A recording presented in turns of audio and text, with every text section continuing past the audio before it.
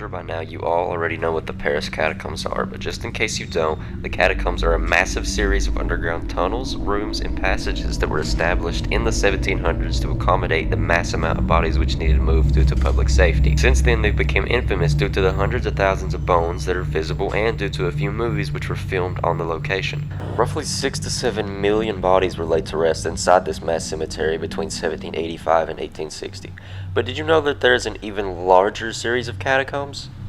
The Odessa catacombs, which reside in Odessa, Ukraine, are the largest in the world, reaching an estimated length of 1,553 miles, while the Paris catacombs only reached to 310 miles. Though the catacombs are no longer used for burial and were made almost completely illegal to enter, there still are people who have and continue to explore these passages. Today we're going to be talking about a case that will show us why it was made illegal. On January 1st, 2005, a group of Odessa teens who were celebrating New Year's night decided to throw a small party in the catacombs. All was going well as the teens became increasingly intoxicated as the night progressed. After a few drinks, the group decided to explore a little deeper, but eventually they noticed one of their friends seemed to have disappeared. Masha was a 19-year-old girl who lived in Odessa, which is built atop these catacombs. While at this party, she had gotten separated while exploring due to her drunken state. After an hour or so of searching for Masha, the rest of the group assumed she had already made it out and just went back to the city, but their assumptions would ultimately lead to disaster. After her friends realized Masha still had not been found, they contacted police, but out of fear of getting lost themselves, the police never fully investigated the catacombs. 6 months later, rumors began to spread about a body that had been found in the Odessa tunnels, and according to reports, the body hadn't been there long. A group of 3 boys caught wind of these rumors and went exploring. This is when they captured the infamous photos. Now, I'm not actually sure if I can show these on YouTube, but I'll show you this much. I just have to blur the body because it is a fairly graphic picture. But if you do want to see it yourself, it's not hard to find. It's suspected that after Masha got separated, she roughly spent 3 days wandering these freezing cold, endless, maze-like tunnels in the pitch black darkness with no direction, no light, no water, and, suspectedly, no hope.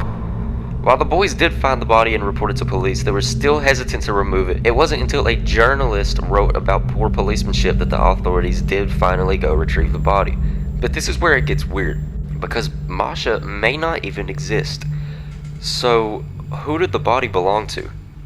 Okay, so here's the facts we have. Somewhere in the beginning of 2005, police did actually find and retrieve a body. However, it was never originally believed to be Masha. A man named, and I'm probably going to butcher this, Kostya Pugovkin, who claims to be part of the recovery team, says that they originally assumed the body belonged to Janice. Janice went missing around the same time Masha had, and even had an award out for the information leading to his whereabouts. However, when the DNA test revealed the body belonged to a female, the police were left in a standstill with no way to identify who this was, or any leads which might lead to who the body belonged to. Now, your first thought is probably the same as mine was, which is, how do the police not have a lead if Masha has been reported missing and the last place she was seen was this place that the body was found? However, according to locals, Masha never existed to begin with. There are very, very few people who claim that she existed, and on top of that, there is no information on her or her whereabouts whatsoever. You cannot find any of it.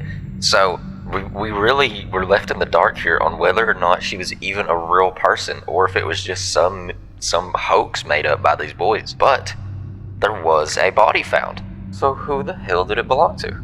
Now, Odessa is no stranger to mystery and foul play, as in 2011 police recovered yet another body that was initially believed to have shared a similar fate to Masha and the missing boy. However, upon a closer inspection, it revealed that this person had actually been murdered.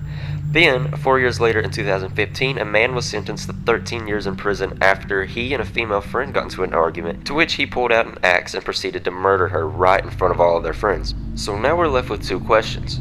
Who did the body belong to, and did Masha ever exist?